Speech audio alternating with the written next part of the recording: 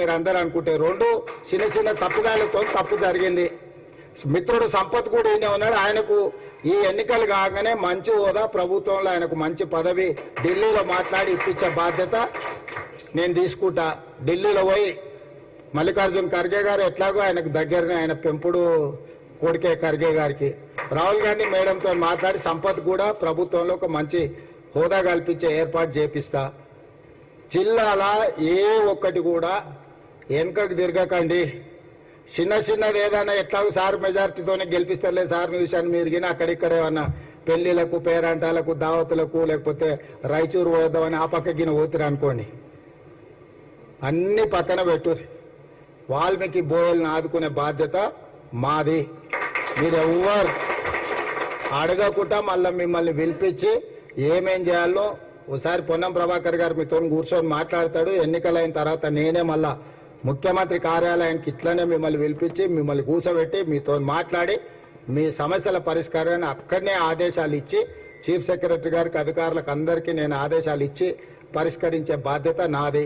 బోయలు నమ్మితే ప్రాణమైనా ఇస్తారు, నాకు తెలుసు. గద్వాల కోటను కంచేసి కాపాడిందే మా బోయలు, అవునా కాదా?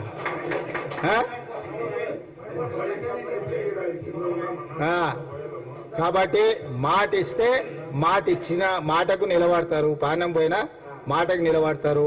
మన ముఖ్యంగా నడిగడ్డ బోయోళ్ళు అంటే మాట మనుషులు. మరి మీరందరూ నాకు మాట ఇస్తురా లేదా 2 సీట్లు గెలిపిస్తామని ఇస్తారు కదా. ఇంకా మరి మీ మాట మీద నమ్మకంతో వాళ్ళిద్దరిని మీకు అప్పచెప్తున్న మల్లురవి గారిని, అదేవిధంగా వంశీచంద్రెడ్డి గారిని.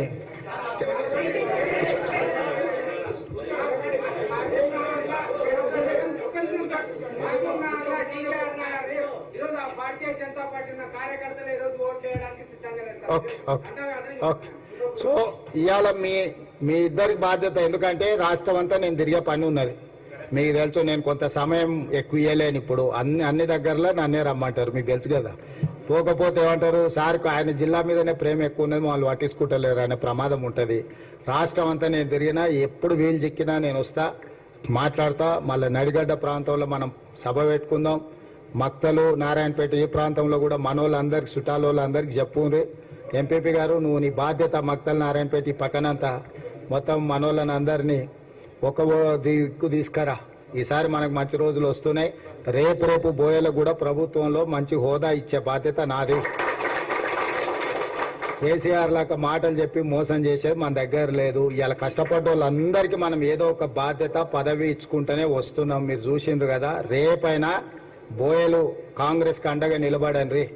మిమ్మల్ని ఆదుకొని మీ సమస్యల్ని పరిష్కరించే బాధ్యత కాంగ్రెస్ పార్టీ తీసుకుంటుంది. మళ్ళీ నడిగడ్డకి వచ్చి మీతో సమావేశం పెడతా.